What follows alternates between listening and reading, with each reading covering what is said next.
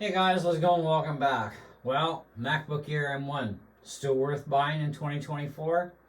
Well, there's kind of a yes and a no to that. If you can get one private deal like on Marketplace or something like that, where it's in absolute cherry condition, you can expect to pay between $600 and $700. It's been like that for the last 2 years. Even pawn shops, same deal, okay? And even this one here of mine, absolutely impeccable, perfect condition. Got it from a pawn shop, still with the balance of Apple Care on it, the regular Apple Care, so the 1 year warranty. Still good until May of this year. Fantabulous, right? Definitely was a great deal. Now, with or without warranty does not affect price, okay? And if you do find one that has Apple Care Plus, that has to be transferred from the original owner to you. And that's a phone call to Apple because there's paperwork involved. But straight out Apple Care, no big deal. Sign in, it's in your name.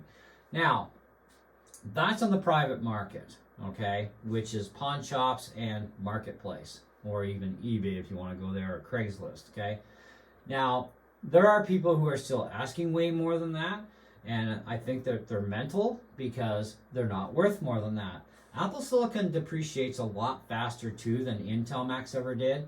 So that's another thing to consider. Plus, Apple keeps popping these things out like freaking candy, okay? Which makes it a big problem too, because it makes them go off the market sooner on the new side, okay? And that means devaluation is going to be like, you know what I mean? Now, Apple, on the other hand, they work a little differently, okay? They're still selling this thing brand new for $1,300. I'm not going to recommend you buy it brand spanking new, okay? Even though, yeah, you can get it configured with more RAM and more drive space, you will probably find MacBook Airs out there that may have 16 by a terabyte, 16 by half a terabyte. Now, those you will pay a little bit more money for, but base models, $600 to $700, right? Something that's a 16 by 512, for example, because I wouldn't even think about a 16 by 256, but 16 by 512, I would probably say somewhere around the neighborhood of about $950 is not totally out of the picture if it's cherry, but it has to be a 16 by 512 to pay that kind of money, okay? Now, here's where things get a little dicier on that, because we do have the 13-inch M2s. Now, Apple is selling refurbished M1 base models right now for $1,100. Brand new, $1,300, but brand new, you can configure it. Used, you cannot, right? And their base models are all $1,100. With Best Buy, for the last month now, they've had a sale going on. They've been selling brand new ones for $1,100. So if you're gonna go brand new, I go to Best Buy while they still have them for $1,100, because that's a better deal for a base model than going to Apple for brand new. But on the other side of the fence, here's where things get a little trickier. If you go to Apple's refurbished site, but even on the brand new side, okay, brand new M2 13-inch Air, there are a lot of benefits to going to this thing. Now, it has a slightly faster processor. It's not a massive amount, but it is slightly faster, which also means it's going to run cooler under a load too. All right, than what these things do, which we've talked about that in my Is It Worth Buying in 2023 video. Please check that out. This way I don't have to repeat stuff too much. But the M2 has benefits. It's got the slightly faster processor. It also comes automatically as an 8-core CPU and 8-core GPU. This has an 8-core CPU, but only a 7-core GPU. Now, generally, one extra GPU core is not a make it or break it, and it's really not that big of a deal. But in the case of an M2, it would make it a bigger deal, okay? However, you can also, if you bought brand new M2, you can go to 24 gigs of RAM and 2 terabyte max storage, right? On the used side, of course, from Apple, it's going to be a base model. It's going to be an 8 by 256. You can't modify these things, okay? Once they've been bought, that's it, done, okay? But there are other benefits to the M2 other than the processing power. The GPU is more. You can get more RAM in it. You also have the benefit of MagSafe, which means both of those Thunderbolt ports are now open to you. Something you don't get in this one. Now, you're also going to get thinner bezels, but you will have a notch for the camera, which is kind of annoying, but you can get used to it, I guess. I don't know. I haven't had that experience yet. But you also get an upgraded camera which is going to be 1080p. So, again, better benefits. Now, I'm not sure without looking up the specs, but I think the M2 has a Thunderbolt 4 port, where these are definitely Thunderbolt 3. But you'd have to check the specs. I think it's Thunderbolt 4, okay, in the M2 Airs. Not 100% on that. But if it is, that's to your benefit, because that means your Thunderbolt drives run even faster. Now, I just put my Thunderbolt drive back in service as a boot drive on my M1 with my newer replacement version in the main case, which is kind of a nicer case, but it's also way faster, okay? And I'm still on Thunderbolt 3, and I'm pushing 3100 on the right side, and on the read side I'm pushing just shy of 3100. So that's actually moving out even faster than my internal drives are on my Air or my Mini. So Thunderbolt 4 is going to get you even a little bit more juice yet out of that same Thunderbolt 4 case, especially in a Thunderbolt 4 port, because Thunderbolt 3 and Thunderbolt 4, even though the plugins look the same, the data streams are completely different, okay? So they are definitely up to 40 gigabits, but it's an up to. You get closer to that in version 4 than you do in version 3. So that's another thing to think about too, faster ports. But anyways, other than that, there's not too much else to really be concerned with as far as beneficials go, right? But you can get a refurbished M2 base model 13-inch Air for $1,229 currently on the Apple refurbished site. Brand new, they are $1,450, okay? Now, these are all Canadian prices too, right? So, I personally, if I didn't have an Air right now and I was looking at getting an Air because I would want one, okay, and if I was looking at base configuration, I would definitely be all in at $1,229 on the Apple refurbished store, because I'm also going to get a brand new warranty on it. It's refurbished to new, so I also know there's automatically a brand new battery in it too, which a battery is a make it or break it deal on battery health, even buying used. So even that $700 price tag that they average for, that should be based on a battery that's at least over 90% health.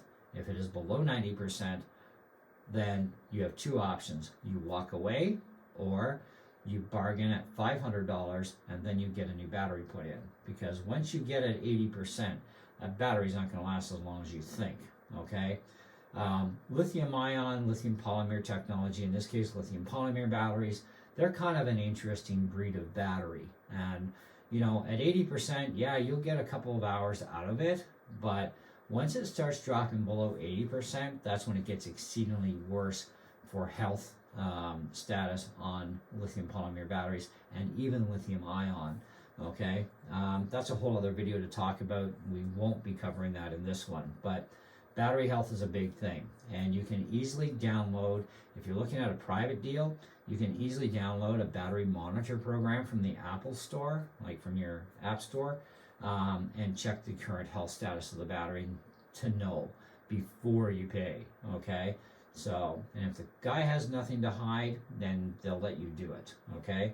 But you also got to make sure they sign out of it and remove it from their account, otherwise, yeah, you just bought a brick. Because, cloud lock, iLock, all that activation lock crap, yeah, Apple doesn't help you out, okay? That has to be done through the original owner, so they have to make sure they sign it and remove it from their account before they, reload it and give it to you. So anyway, security is tight, eh? Now, that's kind of where I'm at on this thing. Now, even as a base configuration, which is what mine is, I still have over 100 gigs free. And I do have Logic Pro in this thing with all of its sound files maxed, GarageBand maxed out as well. I've got, for third-party programs otherwise, I do have Chrome in here. I've got Handbrake for compressing my videos with after they're edited. I've got Open Office, which is an open source program as well. I've got my disk speed test program. I got one game installed called Motorbike, because I like to play that sitting on the Lazy Boy, because it's just a keyboard game. And of course I have my internet speed testing program that I check out once in a while, see how our internet speed does. But other than that, I don't really have anything other than the regular OS stuff in here, other than my intro and outro for videos. Now, video editing on this thing can be done, and can be done very well. Okay, just remember, if you only got 8 gigs of RAM, you are very limited because the OS is currently chewing 5.5 gigs of RAM. You ain't getting any of that back when you're video editing or compressing. Game mode on Sonoma does free up a couple of gigs of RAM, but it also shuts down a pile of stuff, and we don't even know what it's shutting down to free up that RAM so you can get better gaming capabilities, but at the same time have more RAM to play your game with, because Minecraft is a huge sucker of RAM, and I've played it on here without hitting swap with game mode. And that's a good point. Bad point is it runs the thermals extremely hot into the 90s. So not a good thing for the computer to run in that kind of heat, especially in a long term. And nobody plays Minecraft for 5 minutes and gets out of it, right? But after 5 minutes, yeah, you can see those thermals are definitely climbing. All right, and your thermals will climb too with when you use a compressor program like Handbrake. You're compressing a video. My temperatures usually hit about 87.5 degrees. Video editing, I'm usually in the 50s, okay, mid 50s usually when I'm exporting my video. As far as audio goes, thing doesn't even break a sweat. Audio doesn't do squat. You can do audio on pretty much anything. As long as it runs your DAW, you're good, okay? But you do need RAM once you start making massive files, right? I mean, you can launch all the apps you want, and oh, look at that, I still got over 2 gigs free.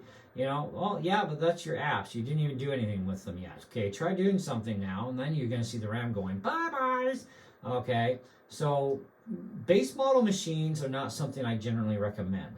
Okay, now the MacBook Airs had a history that all the Intel versions are lousy pieces of garbage, but at least the one benefit is they had a fan in them. Okay, this doesn't have a fan, so that it's got no vents, no cooling. She's pretty airtight.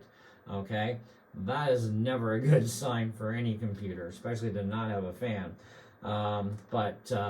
Anyways, and no vents really sucks too.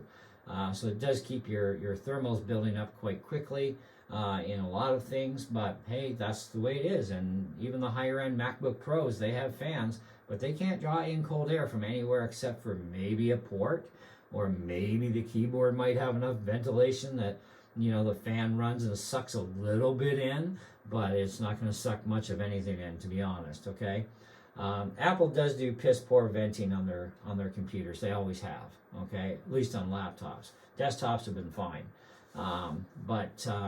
No fan sucks. They got to get the fan put back in, and it would be much better system, run much higher performance levels, and not break the temperature so bad. So even just a fan alone would really help these things out a lot. But unfortunately, that's not where we're at with this one. However, like I said, $600 to $700 average in Canada. That's the selling price for cherry condition. Even if it has a warranty balance left over, it's still only worth $6 to $7. It's been like that for 2 years now. Private deals, Hawk Shop. Like I said, a lot of people private deal. They still want big money for this, and it's like, it ain't worth it.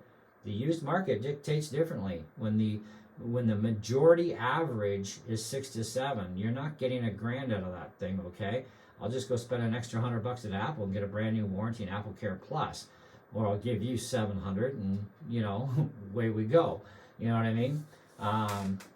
The actual utmost that you should ever pay in 2024 for the Air in cherry condition, no more than $800 for a base model. Okay, like that would be my top price. Like if I really wanted it that bad, I would go to 8, you know, and I would really be, you know, kind of crabby about doing it, but I would, you know, but that's private deal. On a pawn shop, I still wouldn't give them more than 7, because that's all they've been selling for on average anyway. So, but yeah, otherwise I would lean toward the M2, you know, especially if you want something with a warranty and Apple Care Plus. You don't mind refurbished? Don't even bother with a refurbished Air. $1,100 for a refurbished Air M1. Why not spend an extra $129? Get the better machine. Get the M2 13-inch Air. way better, worth the extra 129 bucks. I'm sure you've got it in your wallet, because if you got 11 in tax, you got 1229 in tax, you are going to get a far better system in the M2 over the M1 from the Apple refurbished store. And M2s in cherry condition, okay, should sell for about 900 tops in cherry condition for a base model M2 Air 13-inch. I know the 15s are going for between 11 and 1200. So the 13 is going to be far less, obviously, because a couple inches less screen, right? And these are all based off cherry condition, okay? It's less than that, price goes down lower. Anyway, that's what I got for you on this one. I still think it's worth buying, okay? It definitely is. I would sooner go to the used market private or a pawn shop for 700 bucks than going to Apple, period. I wouldn't even buy one from Apple at any money. You know, they just aren't, they're just not being reasonable, even the refurbished price. You know, refurbished from Apple should be sitting somewhere around $900, you know, for an Air with a warranty and extended warranty capability. That would be more reasonable than 11, okay? But no, they want 11. It's like $200 off brand new. I might as well go brand new and then get 16 gigs RAM, put it, and pay even more money, you know? But anyways, to each their own, do as you wish. That's my thoughts for 2024 on the MacBook Air. I still love mine. It still works for what I need it for as a base model, but it is a base model and it must be treated as such in order to last you and to perform adequately enough. We don't know what the new OS is going to chew up for RAM or drive space that's coming out in 2024 from Apple. It is a complete revamp. So it's kind of like, well, I guess we'll have to see. Then we'll decide if this thing's any good in 2025 at that point. In which case, probably not. It is getting dated. It is a late 2020 already. So, you know, if you do some math here quick, late 2020 to 2021, late 21 to 2022, late 2022 to late 2023. Once late 2024 comes out, which is this year, we're talking a 4-year-old machine. Okay, and the value is definitely going to take a bigger dump by the end of this year.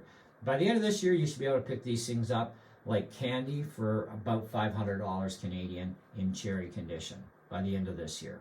That's a $200 drop. But hey, they've only been selling for 6 to 7 already for the last 2 years, so they have to take another dump, you know. And Mac people need to wake up too. Even on their Intel prices are asking, oh my gosh. Just a total rip-off for what you're getting. But that's a whole other video in itself too. So, thanks for watching. Take care. See you in the next one.